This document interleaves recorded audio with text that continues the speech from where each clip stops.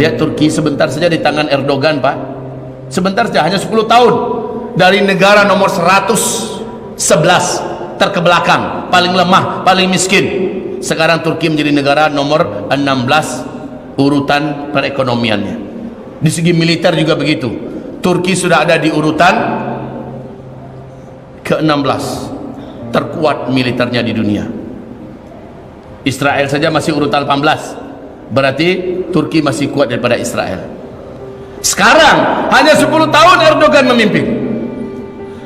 Erdogan memiliki 3 komponen ini: rapat dengan ulama, dengan tokoh-tokoh umat arif bijaksana, kemudian juga memegang pemerintahan dengan rambu-rambu yang tetap disesuaikan dengan kehendak pencipta langit dan bumi, walaupun bukan Al-Quran dan Sunnah sebagai landasan undang-undang negaranya, tetapi tetap saja apa yang menentang Al-Quran Sunnah satu persatu dipangkasnya.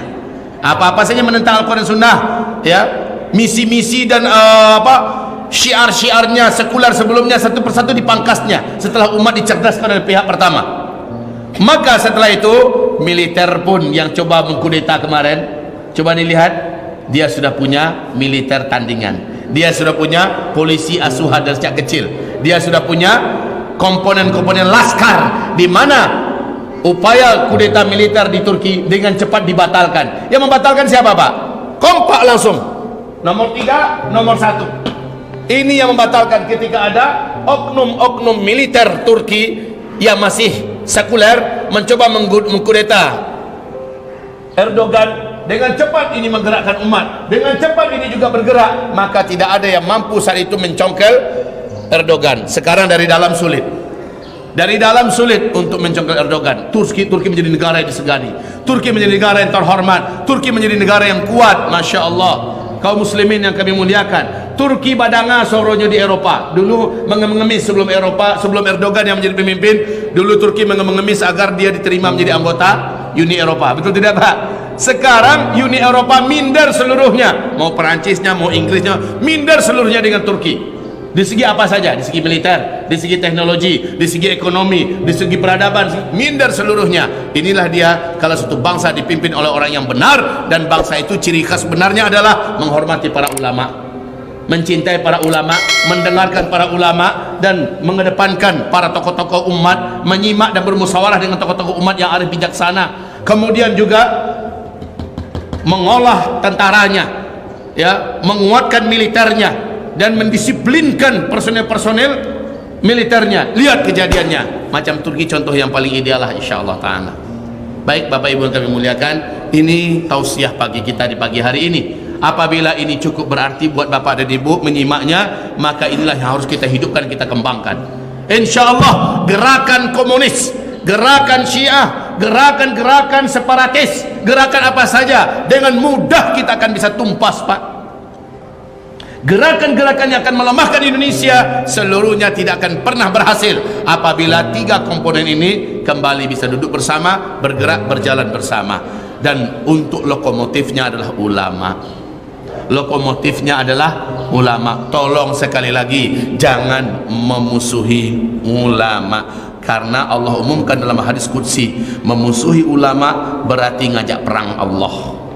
Kalau ngajak perang Allah, Allah akan hancurkan negeri itu, Allah akan hancurkan negara itu, mulai dengan banyak bencana, musibah, sampai kepada krisis-krisis ini dan itu sebagainya akan terjadi itu. Bapak Ibu, jangan membenci para ulama. Ulama itu tidaklah ingin membuat makar pada negara. Habib Rizik Syihab digadang-gadang sebagai musuh negara. Di mana letak musuh negaranya? Dengarkan baik-baik ceramah beliau, sepak terjang beliau, peraturan-peraturan yang dibuat dalam organisasi beliau yaitu FPI. Baik-baik, coba lihat baik-baik. Saya bukan bela-bela ini, Pak. Orang yang memiliki disertasi doktoral terbaik tentang Pancasila itu Habib Rizik. Sehingga tidak salah kalau seandainya mantan-mantan panglima tinggi, mantan panglima TNI kita dan juga jenderal-jenderal kita di pusat sana mengatakan orang yang paling mengerti tentang Pancasila adalah Habib Rizik Syihab. Disertasi doktoralnya di masalah Pancasila, dan beliaulah membela mati-matian Pancasila, Habib Rizik Syihab. Dan ulama-ulama di belakang beliau adalah para nasionalis sejati. Kami ini, Pak, para dai dan ulama, insya Allah demi negara ini, demi bendera merah putih, demi keutuhan negara ini, NKRI, demi Pancasila, siap kita korbankan segala-galanya. Bagi kami, menjaga negara, menjaga NKRI, menjaga Pancasila adalah perintah Allah Subhanahu wa taala. Karena ini negara NKRI, karena Pancasila adalah terinspirasi seluruhnya dari gerakan perjuangan para ulama yang melahirkan Pancasila. Ulama-ulama lah yang menginspirasi lahirnya Pancasila, dan seluruhnya diambil dari Al-Quran, diambil dari hadis-hadis Nabi. Ruh yang ada dalam Islam ada di dalam Pancasila. Maka bagi kita, membela Pancasila, melindungi Pancasila adalah membela Islam itu sendiri. Benar apa tidak? Jadi tolong sekali lagi jangan mencurigai ulama. Salah besar itu.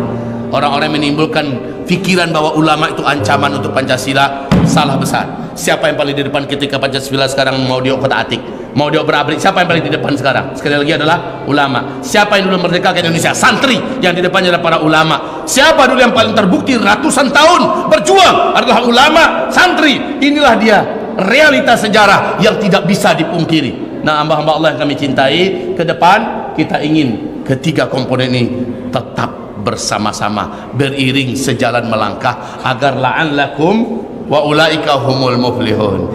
Mereka lah orang-orang yang pasti menang. Pasti menang. Menang kita di dunia, menang kita di akhirat.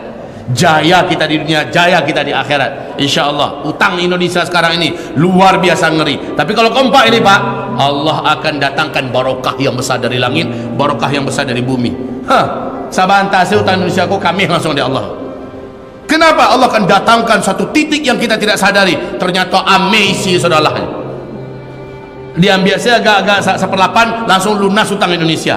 Lalu kekayaan ada di Indonesia ini bisa menghidupi seluruh dunia. Anggaplah seluruh Indonesia kata untuk selalu Indonesia yang mencarikan cukup di Indonesia saudaranya. Bukan sombong Pak, memang yo. Memang yo, memang iya kita ini negeri yang Masya Allah. Betul tidak Pak? Negeri Masya Allah. Tapi masalahnya perangai orang-orang yang mau diadu domba pun Masya Allah pula. Sekarang kita sudah luruskan kembali. Ini loh persatuan yang kita maksud. Persatuan ini. Jadi inspirasi tertinggi persatuan ini adalah apapun yang mau dibuat-buat, kebijakan apapun mau diputuskan, dikerjakan bersama-sama, sepakatnya bersama-sama, dijalankan bersama-sama. Syaratnya jangan ada yang menentang daripada apa yang dibimbingkan oleh penguasa langit dan bumi. Jangan ada yang membela kepentingan LGBT, jangan ada yang membela kepentingan perzinahan, kepentingan perjudian, jangan ada yang memfasilitasi maksiat dan dosa, jangan ada. Kalau ada maling, apakah anak bangsa atau dari luar negeri, perlakukan sama. Koruptor perlakukan sama, dan sama-sama kita kompak nyari Pak, insyaallah taala mudah ketemu itu kamanya. Kalau di kamanya watangkok capek. Kalau negara sudah kompak dengan ulama, rakyat hatinya sudah nyangkut pada pemerintah. Kalau TNI sudah yakin dengan ulama dan yakin dengan pemerintah dekat dengan militernya juga, sudahlah. Sekali lagi, wa ulaika humul muflihun. Tapi kalau diadu domba, maaf, diadu domba, kita mau, kita setuju, kita sepakat, lalu kita kelahi sama kita, orang musuh akan tepuk tangan. Matilah kalian, mampus kalian. Kok bisa saling berbunuh-bunuhan sesama anak bangsa ini? Allah, naudzubillah ya Allah, naudzubillah ya Allah, naudzubillah ya Allah. Orang-orang munafik, orang-orang ateis, orang-orang komunis, orang-orang yang memang pemikirnya sekuler, sipilis sebagainya, menggemboskan bahwa khilafah Islamiyah adalah ancaman. Ancaman ada waang. Apa yang ancaman mau diisi kapal waang itu? Kapal waang bakada.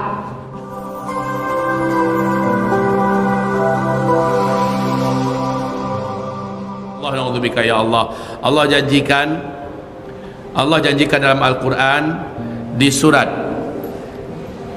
An-Nur ayat 55 bahwa ternyata masa depan umat ini pada akhir seluruh kisah yang ada di dunia akan kembali takluk dan tunduk dalam kekuasaan Islam seluruh dunia.